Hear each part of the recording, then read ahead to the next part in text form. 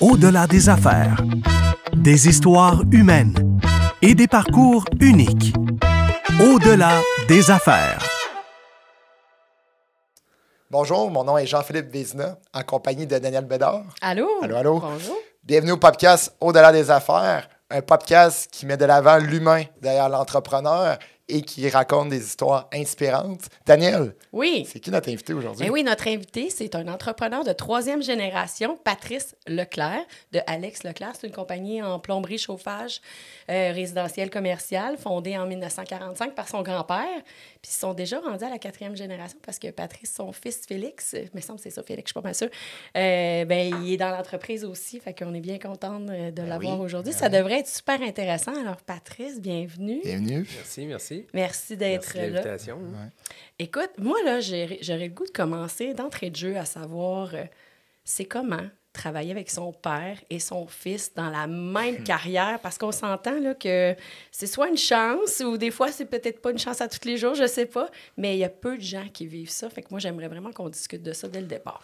Ben écoutez, tu sais, je suis venu au monde dans la plomberie, fait que, tu sais, nous autres, quand j'étais plus jeune, la résidence était en haut des bureaux, fait que forcément, c'était plomberie du lundi au dimanche. Comme Obélix dans Potion magique, là. Ouais, je tombais dedans à naissance, disons-le de même. Fait que, tu sais, chez nous, c'était un va-et-vient. Toutes les fins de semaine que j'avais la chance de partir avec mon père sur différents travaux, calls ou appelons comme on voudra, j'embarquais avec lui, puis j'étais parti à faire...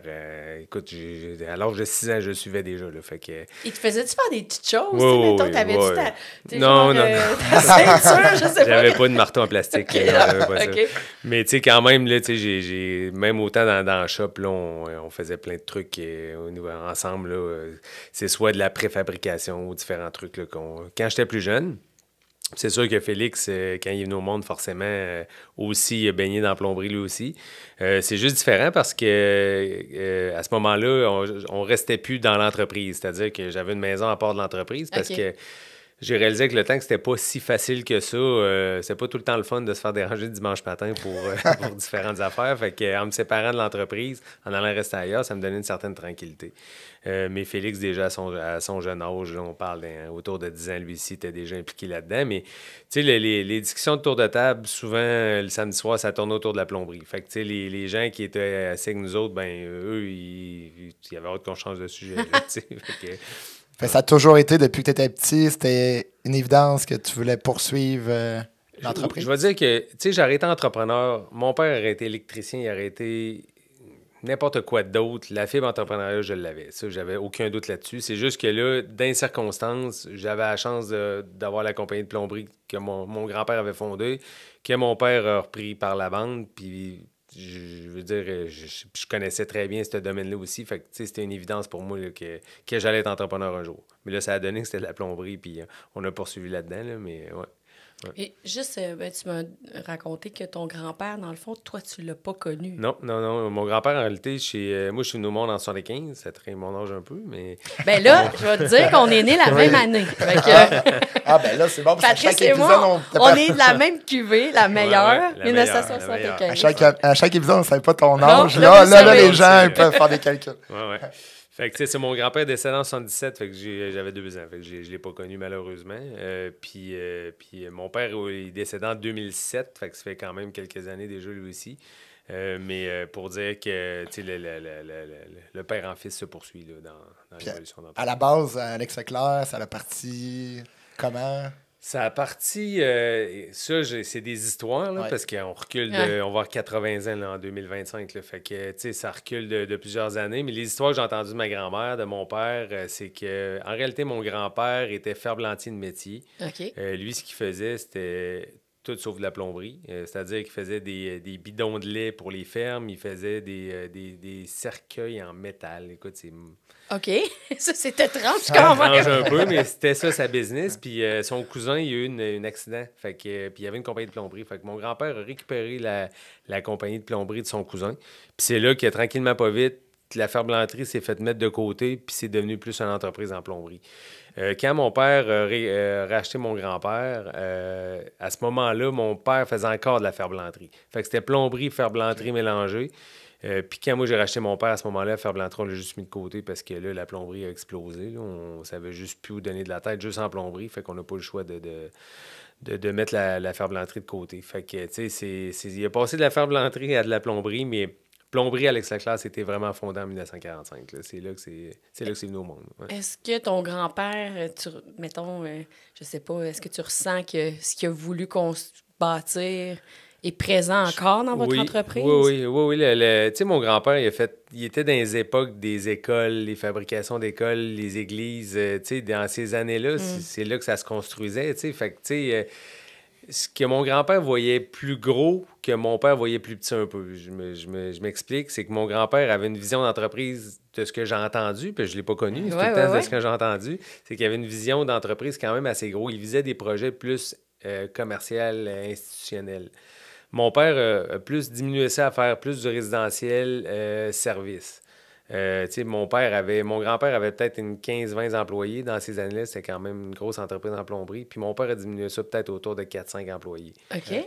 Puis aujourd'hui, on est au-delà de 60, entre 60 et 70. Et toi, tu as ramené un peu la vision de ton grand-père. J'ai ramené la vision de mon grand-père, exactement. Puis ça, c'est ce que j'ai entendu. C'est vraiment ce que ma grand-mère me contait avec le temps, puis ma mère, mon père aussi. On s'entend, vous avez une réputation assez importante à Québec. Ce serait quoi, tu dirais, la clé du succès de Alex Leclerc, de votre entreprise? Je vais dire, c'est de croire en ta vision des affaires. T'sais, au moment où tu as une vision, tu as une façon de voir les choses, c'est de réussir à amener ton équipe à l'amener jusque-là. Puis, tu sais, Alex Leclerc, sans mon équipe, je vois absolument rien en passant. C'est grâce à tout le monde. Où ce qu'on est rendu là, c'est vraiment grâce à l'équipe qu'on a bâti avec le temps. Là. Faut que tu t'entoures de bonnes personnes qui veulent grandir à la même place que toi, sinon malheureusement c'est pas possible. Du seul tu risques pas. C'est une histoire. Je suis un peu curieux, on a parlé beaucoup de relève familiale, puis j'ai vécu, comme tu sais, une relève familiale. Est-ce que tu avais des frères, sœurs? Oui, j'ai une sœur, mais ma sœur pas vraiment impliquée dans l'entreprise. Elle a peut-être voulu une certaine époque. Sauf que ma sœur est éducatrice spécialisée, qui n'a rien à voir avec la plomberie. Mais oui, je pense qu'à un certain moment donné, ça aurait pu l'intéresser, mais elle virait à gauche, puis elle n'a pas poursuivi là-dedans. Puis la relève, comment ça s'est passé? Ça vient d'être impliqué depuis quand même très jeune, tu l'as dit tantôt. Donc, ça a dû être quand même fait naturellement. Ça s'est fait naturellement, sauf que oui, mais non. OK? Naturellement, je savais que j'allais être entrepreneur. Je savais que j'allais probablement acquérir Alex Leclerc à un moment donné. Sauf que mon père, il a un accident de travail, puis l'accident de travail l'a comme déclaré comme invalide. En 2007 ou bien avant? Avant ça, je dirais... En réalité, j'ai acquis Alex Leclerc en 2001. Puis mon père, il a eu un accident autour de 1999. Puis cet accident-là a fait qu'ils ont été obligés d'y visser à la jambe, qui n'était plus capable de marcher convenablement. De cette façon-là, ça a fait qu'en devenant invalide, son assurance l'obligeait un peu à vendre l'entreprise parce que sinon, il était pénalisé point de vue assurance. J'avais 24 ans, j'avais rien en avant de moi. J'avais un char, un 1985 rouillé, pas d'argent, mais j'avais la volonté. Okay. À ce moment-là, ma conjointe Mélanie, qui est devenue mon associée avec le temps, a fait qu'elle est enceinte de Félix. Fait qu'elle a travaillé chez Desjardins. Elle a pris un sans-sol chez Desjardins pour qu'on starte l'entreprise comme il faut. Fait que j'ai racheté mon père en 2001 à ce moment-là. Puis ça lui a permis de prendre sa retraite puis de profiter du temps. Fait que c'est ce qui fait que c'est comme ça que l'entreprise s'est faite. En réalité, je l'ai acheté puis j'avais pas le choix. Il fallait que je l'achète. Mais tu étais déjà là quand même. J'étais déjà là, oui. J'étais déjà là. Je connaissais l'entreprise. Je maîtrisais tout ce qui était autour de la plomberie comme telle. C'était mon domaine. Là. Ça, j'avais pas de doute là-dessus. Là. Puis en 2001, quand tu as pris la relève, aujourd'hui, tu dis que vous avez au-dessus de 60 employés. Ouais. La croissance, ça a été... La croissance, ça a été, je dirais que j'ai poursuivi un peu la lancée de mon père dans les 3 premières années environ. T'sais, on était 4-5 employés autour de ça environ, m'incluant. Puis à ce moment-là, je travaillais sur le terrain. Je n'étais pas dans un bureau. J'étais vraiment 100% sur le terrain. Mélanie, elle s'occupait plus de la partie administrative.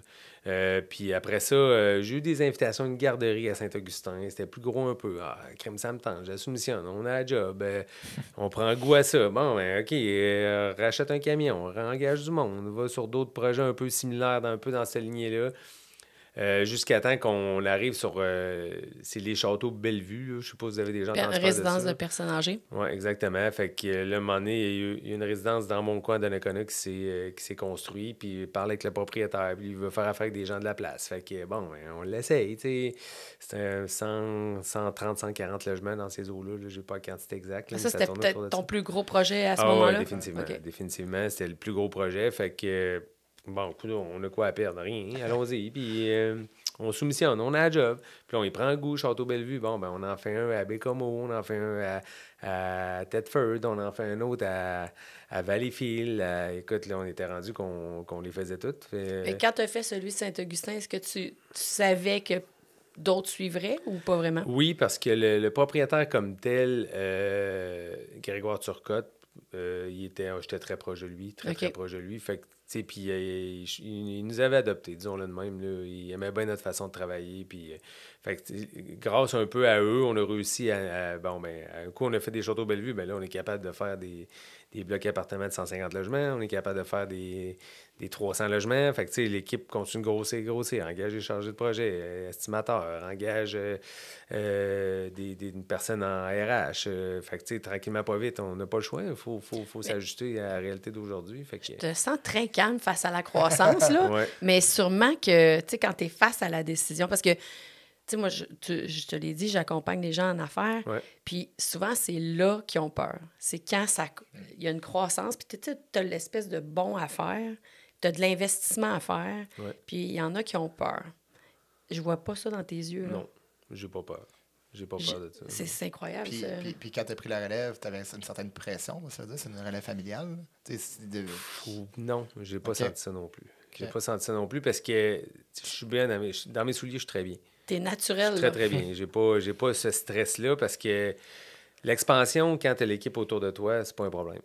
C'est pas un problème, mais vraiment pas. Ça te prend juste la bonne équipe. Puis c'est là-dessus qu'il faut que tu mises à court, long, moyen terme. Puis un coup que tu réussis à grandir avec cette équipe-là, puis faire grandir ton équipe, puis agrandir ton équipe, ben l'expansion n'est pas problématique. Là. Puis tu as vécu des défis avec l'entreprise, mais personnellement, tu as une famille, je pense. Ouais. Ça a dû, en plus de reprendre la relève, de développer, d'avoir une croissance au niveau personnel, comment ça allait? Ben, tu sais, mon ex-conjointe était associée longtemps avec moi dans l'entreprise. On parle de Mélanie. On parle de Mélanie, c'est ça. Fait que Mélanie, veut pas, je veux dire, elle vivait le même cheminement que moi. Là, je veux dire, le temps qu'on avait à mettre dans l'entreprise, on le mettait parce que, que Mélanie mette du temps ou que j'en mette, ça s'équivalait parce qu'on n'avait pas le choix de le mettre pour que l'entreprise en vienne ce qu'elle en est aujourd'hui.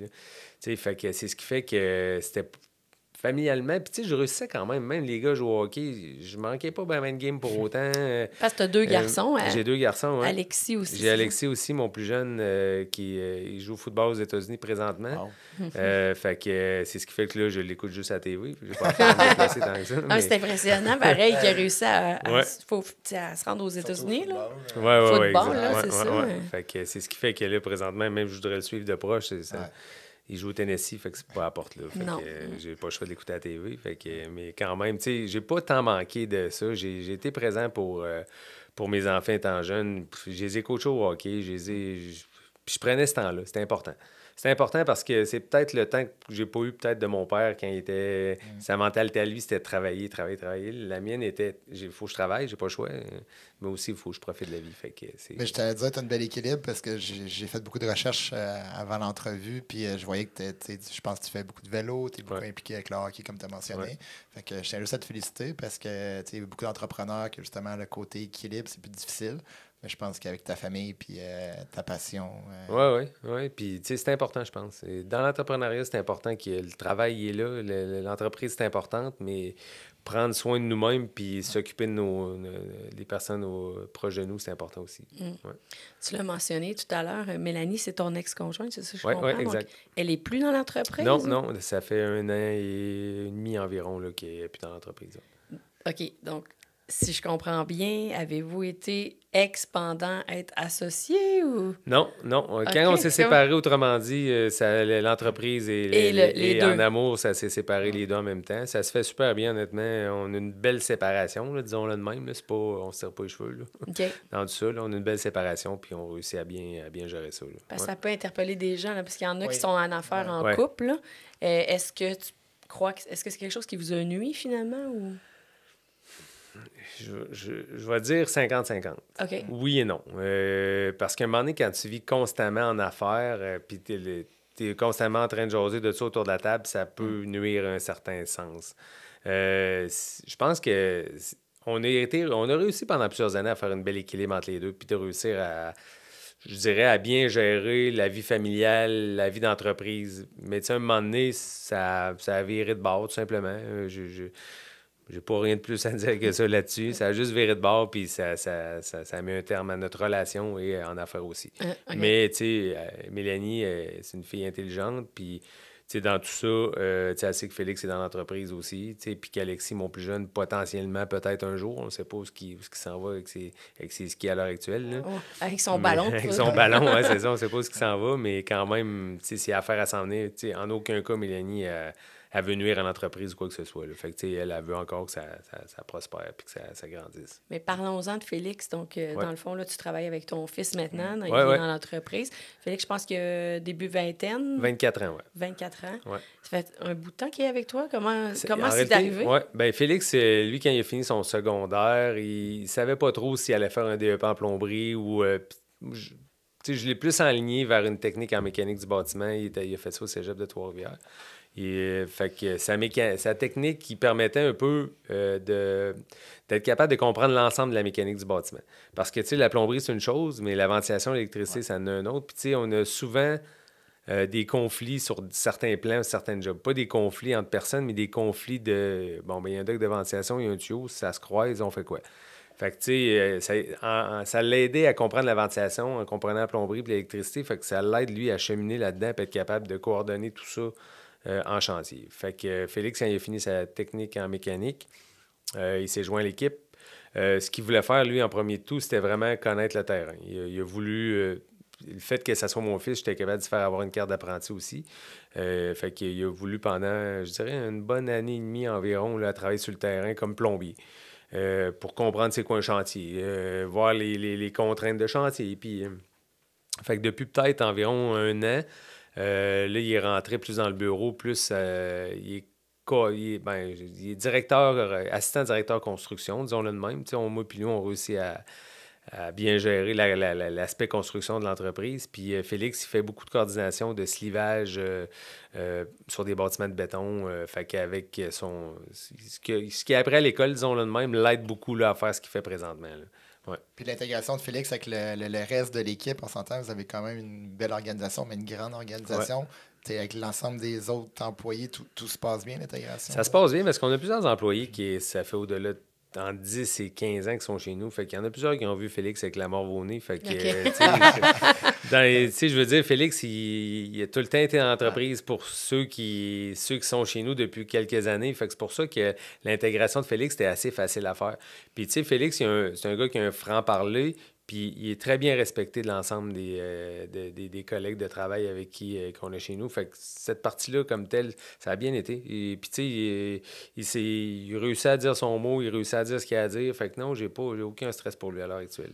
Est-ce que tu sens la relation père-fils que vous avez la même vision d'entreprise ou lui, il vient te challenger un peu dans... Parce que je pense que c'est moi qui challenge encore. OK. Ouais, c'est encore moi qui challenge. Ouais.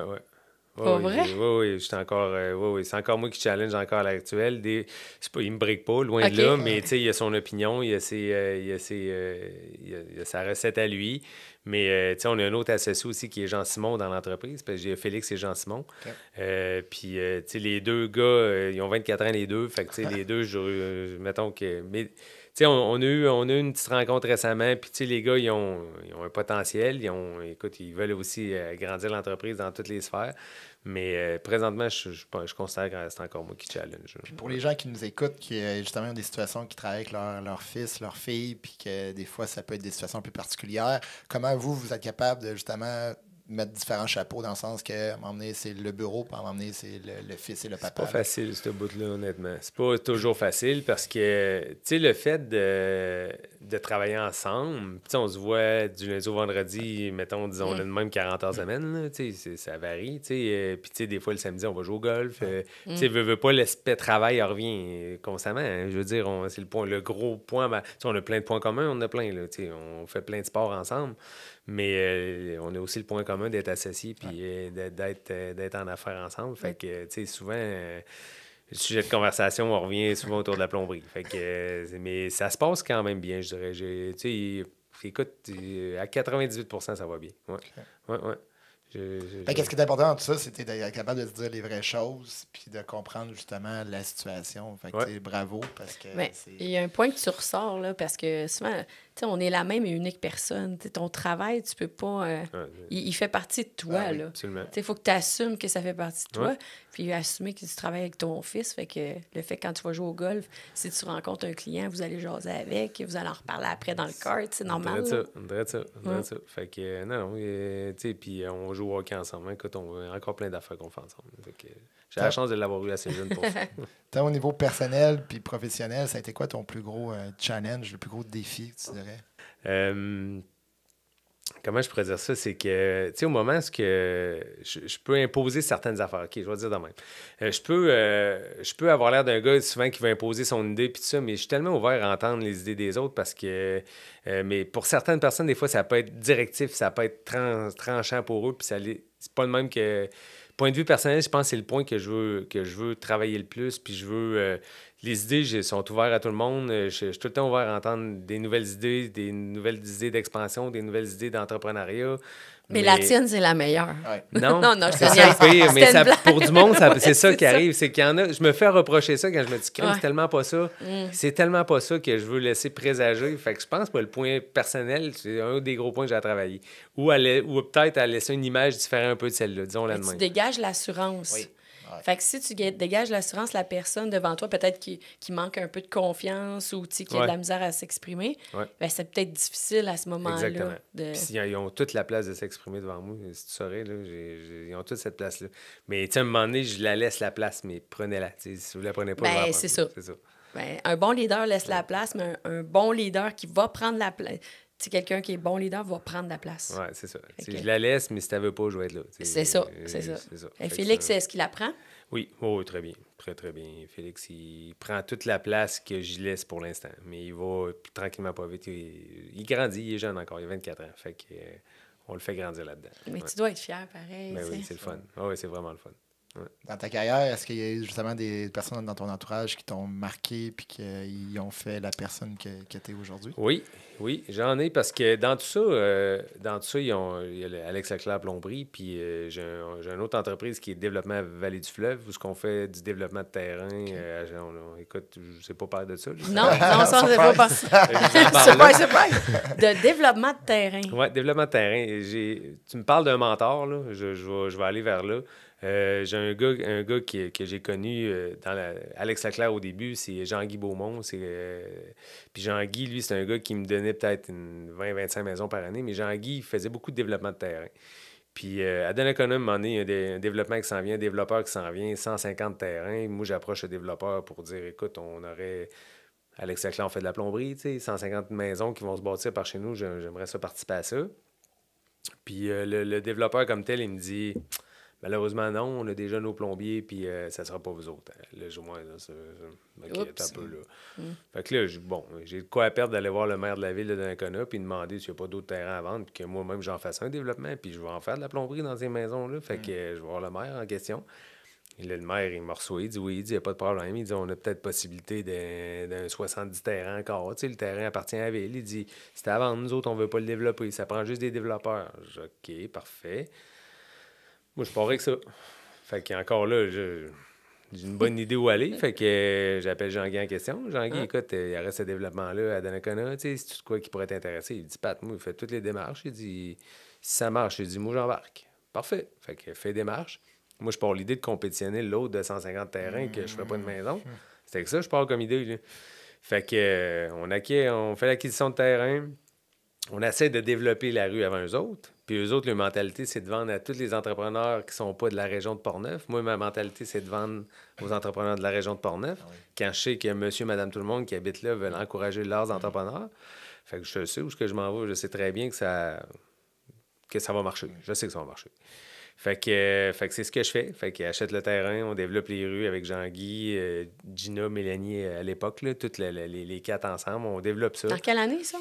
2010. Okay. 2010, oui. première pelletée de terre 2010. Ouais, ça, je m'en souviens. Puis, écoute, fait qu'on est parti avec ça. Puis, on a fait 3 phases au final qui a donné au-dessus de 100 quelques terrains. Puis, fait que ça, c'est une autre partie c'est dans l'autre. Puis l'autre, qu'est-ce qui s'est passé? Bien, l'autre, c'est ça qui est drôle. C'est que l'autre, au final, ça n'a pas levé. Ça n'a pas levé parce que les entrepreneurs qui vendaient des maisons là-bas, ils n'étaient pas connus dans notre secteur. Fait que mon développement a fait ça. Leur développement a fait ça. Fait que eux, après ça, ils n'ont pas le choix de vendre aux développeurs, aux entrepreneurs de la région. Fait que c'est ce qui fait que là, nous, on est rentrés puis on a fait ces mains. Au final, j'ai tout fait les maisons, pour faire une histoire courte. Okay. C'est juste que la partie développement de terrain, c'est une autre affaire. Fait que après ça, on a racheté des terrains, on a fait beaucoup de développement là, à ce niveau-là. Là. Fait que cette entreprise-là marche encore bien. Là. On est actionnaire de plusieurs blocs appartements. On a des portes de logement aussi là, dans cette optique-là. Tu as parlé de mentor, mais je ne sais pas si tu le sais, mais Patrice, il est mentor. Donc, tu m'as confié que tu es mentor. Entre autres, mentoré 2 entrepreneurs, je crois, de la région de Portneuf. Québec-Portneuf. Québec-Portneuf. Oui. Puis ils vont très bien, d'ailleurs. Oui, absolument. Oui. Il y a 2 entreprises complètement différentes. Puis, tu sais, j'aime partager un peu ce que j'ai fait, même si, tu sais, l'entrepreneuriat reste l'entrepreneuriat. Que peu importe ce que tu fais, tu vends du chocolat ou tu fais de la plomberie, le principe reste le même pareil. Fait que, partager ses connaissances, je pense que c'est important comme entrepreneur de le faire parce qu'il y a plein de jeunes entrepreneurs qui veulent développer leur entreprise à différents niveaux. Puis, des fois, ils ne savent pas par où passer, ils ont certaines craintes. Puis, puis c'est pas... dans mon cas, le temps que ça m'a demandé, c'est pas énorme, mais ce que ça m'a rapporté, c'est énorme. Ah, c'est beau ce que tu dis, mais c'est arrivé comment dans ta vie? On t'a demandé d'être mentor? Oui, exactement. C'est des personnes qui ont parti de leur entreprise, puis hey, j'aimerais ça aller déjeuner avec toi. Ben parfait, on va déjeuner ensemble. Là, puis on parle un peu d'entrepreneuriat. Bon, ben après ça, je garde... Puis tu sais, souvent, quand tu fais du mentorat, c'est pas de donner des lignes directrices aux gens que tu fais le mentorat, c'est plus de dire... Tu as plusieurs chemins à sur lequel tu veux prendre. Fait que, puis c'est juste d'y montrer les chemins. Souvent, il y a des chemins qu'ils n'ont pas vus, puis en y montrant un chemin, ça fait OK, tu peux aller à gauche, à droite ou tout droit. Fait que mais je te laisse aller là-dedans. Je ne prendrai pas de décision pour toi, je ne t'enlignerai pas où aller non plus. Fait que c'est un peu ça, mais après ça, quand tu vois leur cheminement, c'est le fun en tabarouette de voir ça. Crimes, ils ont bien cheminé. Dans ces 2 cas-là, à ça vole de leurs propres ailes. Je suis au courant du coin de l'œil un peu de ce qui se passe. Puis, c'est bien le fun de voir ça. Puis, bravo. Parce que ça, il faut continuer à encourager. C'est important, le mentorat, oui. Oui, vraiment. Surtout dans le milieu entrepreneurial, parce qu'on va vivre énormément de transferts d'entreprise. Puis malheureusement, il y a beaucoup de gens qui ça ne fonctionnera pas. Puis justement, il faut le préparer. Puis le volet humain est tellement important. Fait que justement, le mentorat, c'est une des manières, je trouve, qui est très importante. Oui, puis c'est satisfaisant comme entrepreneur. C'est une belle paye qu'on a. Je le vois de même. C'est pas monétaire, c'est satisfaisant interne. Disons-le de même. Ouais. C'est beau. Ouais. Est-ce que tu t'impliques? Bien, ça, c'est une de tes implications, dans le fond, qui est arrivée comme ça. Mais quoi d'autre que tu fais comme implication? J'ai été impliqué pendant 5 ans la fondation de la FASAP dans Portneuf. C'est l'aide au sport amateur. Après 5 ans, j'avais fait le tour. C'est 5 ans où on a ramassé au-dessus de 150 000 pour des jeunes sportifs de la région de Portneuf. Fait que, c'est des jeunes qui sont soit dans des compétitions plus mettant en bas âge jusqu'à des athlètes olympiques. Fait que, on des joueurs repêchés dans la Ligue nationale aussi. C'est tous des joueurs qu'on a aidés monétairement pendant ces années-là. La fondation existe encore d'ailleurs. Je la supporte comme commanditaire aujourd'hui, mais je mets moins de temps dedans. Puis je suis aussi impliqué... Ça, c'est plus m'amuser, là, mais c'est le club de hockey senior 3 de Donnacona. C'est le Metal Perrault dans la Ligue senior 3 du Québec. J'ai une gang de chums là-dedans impliqués comme je suis le CA, puis écoute, on joue au directeur général, puis on se fait avec ça. C'est plus c'est une implication, mais une implication où je vraiment le plaisir. Okay. Ouais. C'est drôle. On joue au directeur général. C'est un peu ça. Mais t'as-tu joué senior? Ou... Non, pas du tout. Okay, non. Okay. J'ai joué au hockey, je joue encore au hockey, mais j'ai juste m'amuser. Il n'y a pas de compétition là-dedans. Alors, Patrice, on arrive au segment La question au-delà des affaires. C'est... Il y a d'habitude une petite musique. Puis non. La question au-delà des affaires, selon toi, là, les gens de ton entourage te décrivent comment comme entrepreneur? Ils me décrivent comme... C'est dur à dire, ça. Il aurait fallu que je pose la question avant, mais je pense que... Mais c'est ça, la question au-delà des affaires. Ça t'amène à réfléchir. Je pense que je dégage une certaine confiance. Les gens avec qui ils font affaire avec nous autres, je dégage une certaine... Je pense que je suis une référence pour beaucoup de clients.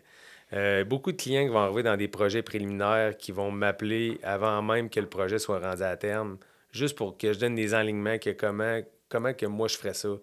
Mettons la partie plomberie, pour les aider à faire leur budget, exemple. Fait que, il y a bien des projets qu'on va prendre qui sont c'est une feuille blanche, disons-le de même, puis qu'on va bâtir avec eux autres. Fait que je pense que la confiance, je vais dire de même, je pense que les gens, les clients qui font affaire avec nous autres, majoritairement, c'est pour la confiance. Puis tes fils, eux autres, ils diraient quoi?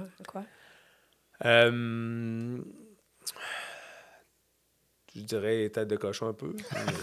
C'est un bon. peu, mais je dirais d'écrire, Kim. C'est vraiment dur d'écrire, mais ouais, je dirais peut-être que, tu sais, je sais où je m'en vais, puis tu sais, des fois, comme je disais tantôt, ça peut être déstabilisant pour certaines personnes. Fait que, tu sais, puis peut-être que des fois, je transfère pas assez bien l'information. C'est peut-être là que... Fait que cette information-là, il faut aussi que j'apprenne à le faire, à bien transférer cette information-là. Mais tu sais, quand tu sais où tu t'en vas, puis c'est clair dans ma tête, ben tu sais, des fois, il faut que je m'assure que j'ai bien expliqué les choses que la gang suive.